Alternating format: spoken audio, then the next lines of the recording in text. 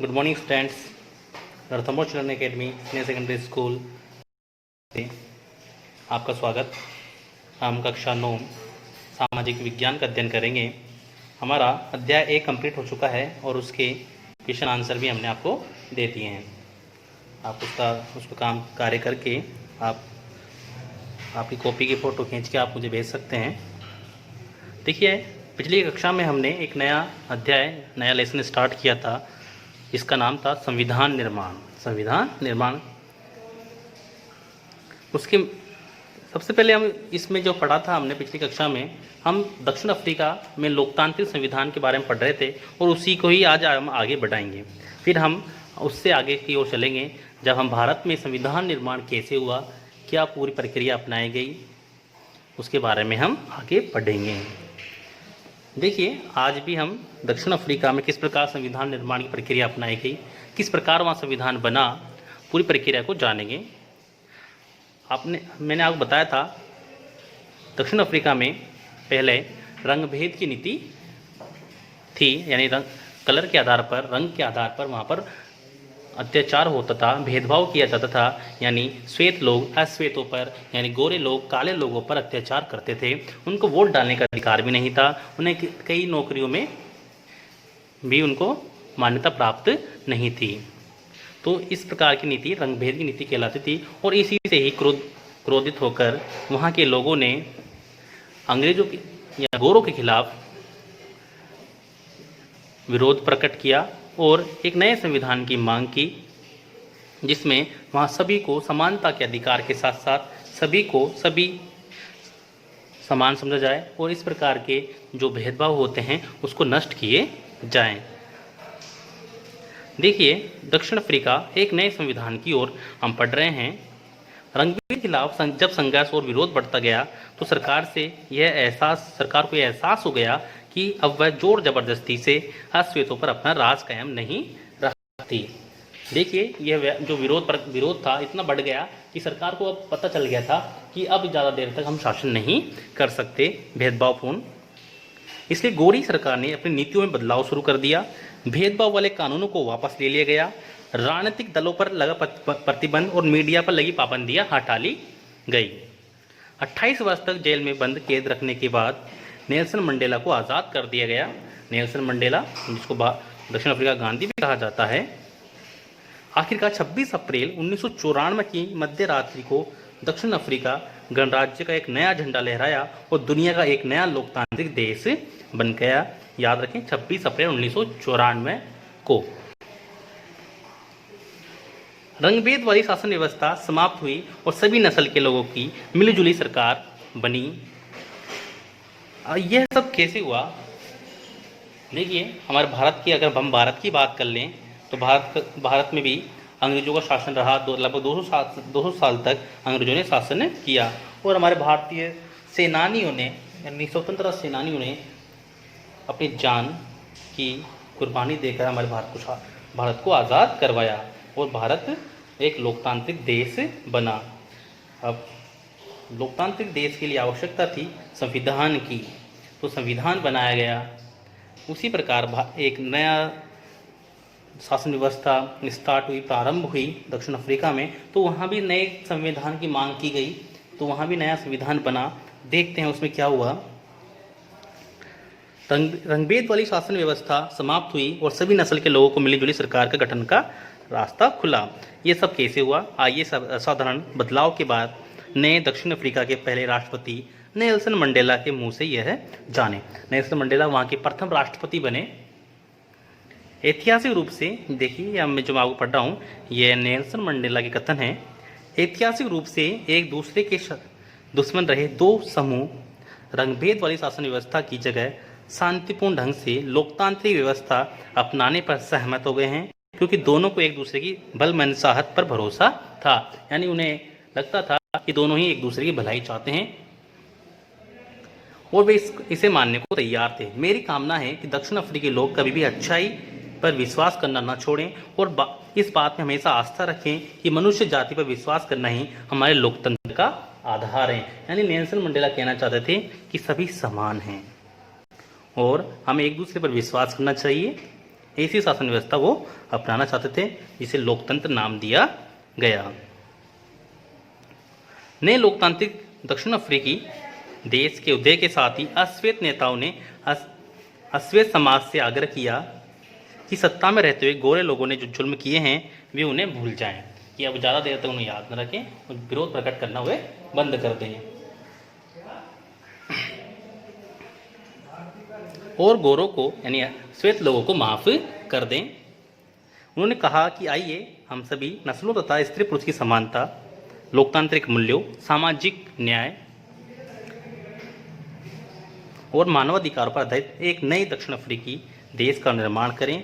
एक पार्टी ने दमन और नरसंस हत्याओं के जोर पर शासन किया था और दूसरी पार्टी ने आज़ादी की लड़ाई की अगुवाई की। यानी एक सत्ताधारी जो पार्टी थी उसने गैर कानूनी तरीके से या निरंकुश शासन अपनाया था और एक पार्टी ने वहाँ पर लोकतंत्र को अपनाने के लिए कड़ा संघर्ष किया और वहाँ पर लोकतंत्र का प्रादुर्भाव हुआ या लोकतंत्र हुई। नए संविधान के निर्माण के लिए दोनों ही साथ साथ बैठी। देखिए, जब दोनों में सलाह मशवरा हुआ तो दोनों ही पार्टियां आपस में बैठी और एक नए संविधान की निर्माण के लिए उनमें सलाह हुई। देखते हैं इसमें अफ्रीकी संविधान की प्रस्तावना ही इस भावना को बहुत खूबसूरत ढंग से व्यक्त करती है। देखिए, मैं बता देता हूँ, पृष्ठ 30 में है इसका बारे में।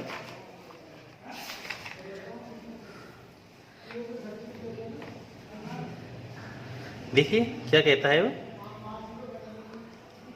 ये प्रस्तावना क्या कहती है कि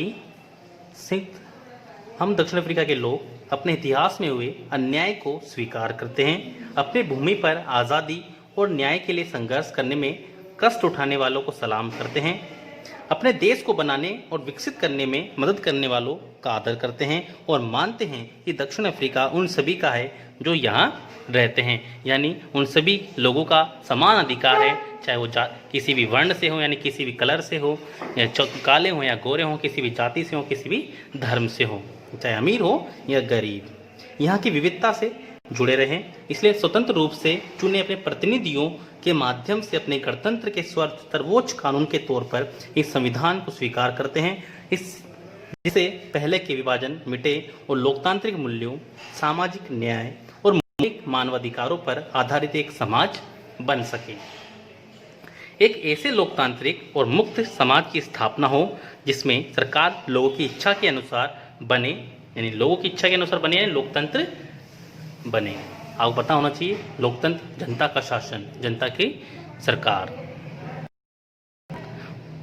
बने और चले भी, यानी वो शासन भी करे, तथा हर नागरिक को कानून से समान संरक्षण मिले, यानी सभी को समानता का अधिकार मिले, कोई भी किसी भी तरह का उनके मध्य भेदभाव ना हो, सभी नागरिकों के जीवन की गुणवत्ता में सुधार हो और हर एक व्यक्ति को संभावनाओं को फलने फूलने की स्वतंत्रता हो, यानी सभी को स्वतंत्रता के अधिकार के तहत कहीं भी रहने, बसने, काम करने और सभी को जीवन का अधिकार दिया जाए और एक संयुक्त और लोकतांत्रिक दक्षिण अफ्रीका का निर्माण हो जो राष्ट्रों के समूह में एक संप्रभु देश के तौर पर अपना उचित स्थान प्राप्त कर सके।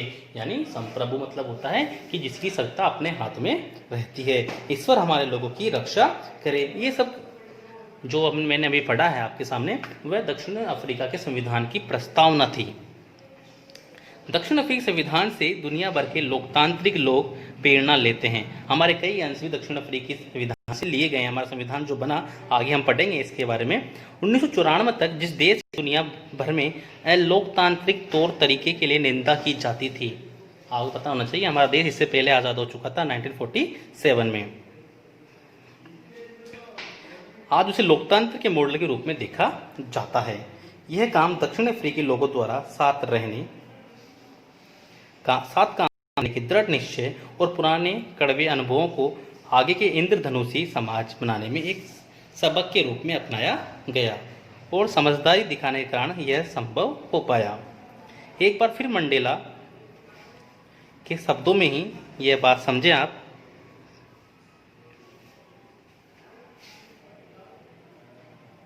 कि दक्षिण अफ्रीका का संविधान इतिहास और भविष्य दोनों की बातें करता है।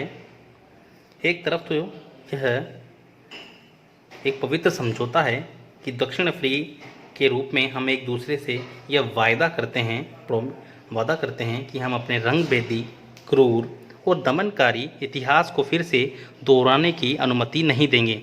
पर इस बात इतनी ही नहीं है कि यह अपने देश को उसके सभी लोगों द्वारा वास्तविक अर्थों में साझा करने का घोषणा पत्र भी है। श्वेत और अश्वेत, स्त्री और पुरुष, यह देश पूर्ण रूप से हम सभी का है, यानी सभी का है, चाहे वो स्त्री हो, पुरुष हो, अमीर हो, गरीब हो, श्वेत हो, अश्वेत हो, किसी भी धर्म से संबंधित हो। आज हम थोड़ा सा इसको भी स्टार्ट कर देते हैं, फिर अगली कक्षा में हम भारत संविधान के निर्माण की प्रक्रिया के बारे में समझेंगे कि हमें, देखिए इसमें दे रखा है हमें संविधान की ज़रूरत क्यों है, कि क्या आवश्यकता है। तो मैंने जब लेसन स्टार्ट किया था तब मैंने बताया था कि कुछ सामान्य नियम होते हैं हमारे घरों में भी, जिससे हमारा सब घर का जो शासन, एक तरह से कि घर की व्यवस्था जो होती है उसे ढंग से चल पाती है। वैसे कि वैसे हमारा पूरा एक देश, भारत एक घर है, अगर हम मान लें तो उसके भी कुछ नियम होने चाहिए ताकि अच्छे से व्यवस्था बनाई जा सके। तो इस व्यवस्था को बनाने के लिए संविधान की आवश्यकता पड़ती है। अब संविधान में होता क्या है, मैंने बताया था आपको कि संविधान में नियमों और कानूनों का सम्मिलित रूप ही संविधान है। संविधान क्या है कि नियमों और कानूनों का सम्मिलित रूप ही क्या है, संविधान। तो भाई देश को चलाना है तो हमें संविधान की आवश्यकता पड़ेगी ही, इस कारण से हमें संविधान की आवश्यकता पड़ी। हमारा भारत देश एक लंबे संघर्ष के बाद आज़ाद हुआ और ये मांग जब भारत देश आज़ाद नहीं हुआ था उससे पहले ही कर ली गई कि भारत का संविधान भारतीय लोग ही बनाएंगे और भारतीय लोगों द्वारा ही भारतीय संविधान का निर्माण हुआ। तो हम देखते हैं हमें एक संविधान की ज़रूरत क्यों है और संविधान क्या करता है। इस बात को हम दक्षिण अफ्रीका के उदाहरण से समझ सकते हैं।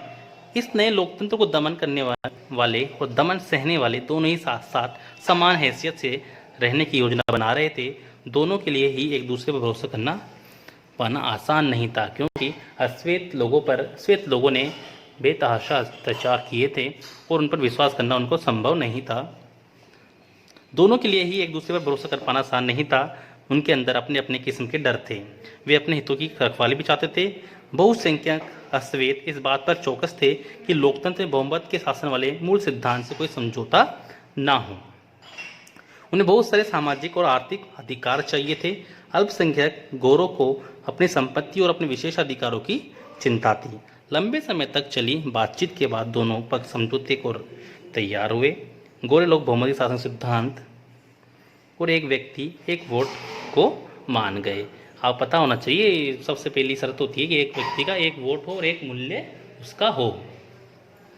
वे गरीब लोगों को मजदूरों के कुछ बुनियादी अधिकारों पर भी सहमत हुए।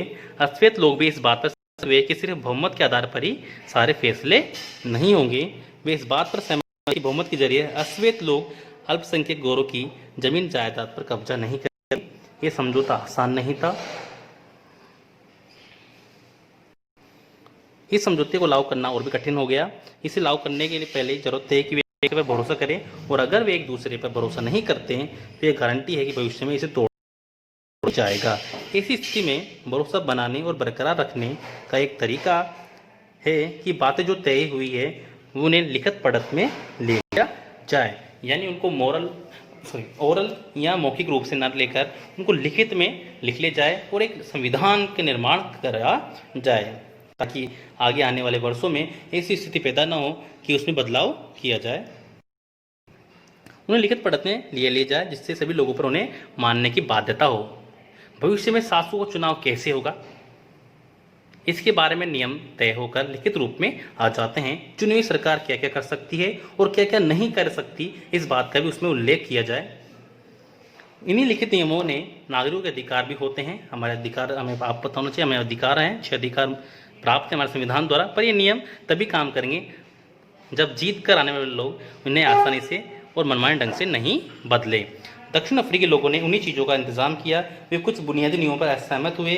और वे इस बात पर भी सहमत हुए कि नियम सबसे ऊपर होंगे और कोई सरकार उनकी उपेक्षा नहीं कर सकती। यानी कोई भी सरकार जल्दी से या आसानी पूर्वक संविधान को चेंज या बदल नहीं सकती।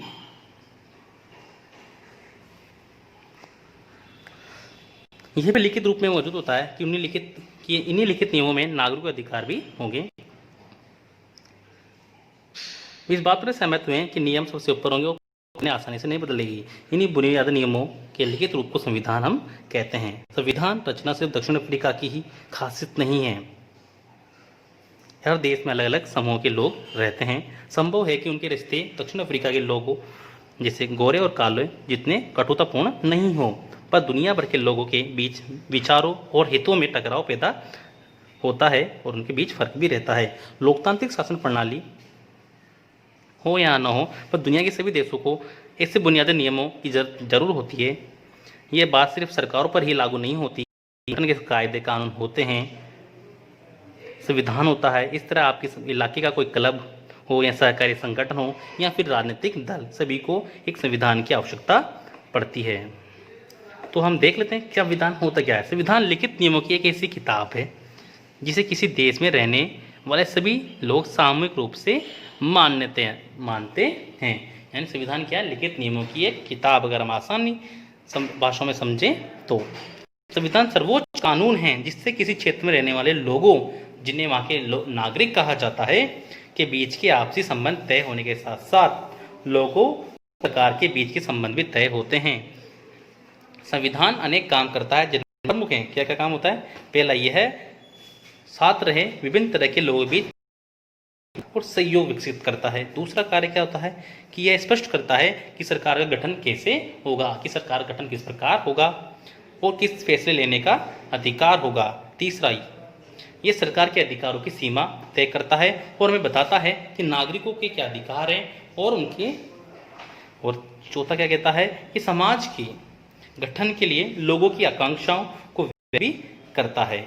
अब हम देखते हैं जिन देशों में संविधान है वे सभी लोकतांत्रिक शासन वाले हों, यह जरूरी नहीं है, लेकिन जिन देशों में लोकतांत्रिक शासन है वहाँ संविधान का होना जरूरी है। जैसा कि हमारे भारत में भी है कि यहाँ संविधान का होना जरूरी है। ब्रिटेन के खिलाफ आज़ादी की लड़ाई के बाद अमेरिकी लोगों ने अपने लिए संविधान का निर्माण किया। फ्रांसीसी क्रांति के बाद फ्रांसीसी लोगों ने एक लोकतांत्रिक संविधान को मान्यता दी। इसके बाद से एक चलन हो गया कि हर लोकतांत्रिक देश एक संविधान की आवश्यकता होगी जिससे देश में सरकार का गठन किया जा सके, शासन व्यवस्था को सुचारू रूप से चलाया जा सके। अब हम अगली कक्षा में भारतीय संविधान निर्माण की पूरी प्रक्रिया के बारे में पढ़ेंगे। धन्यवाद।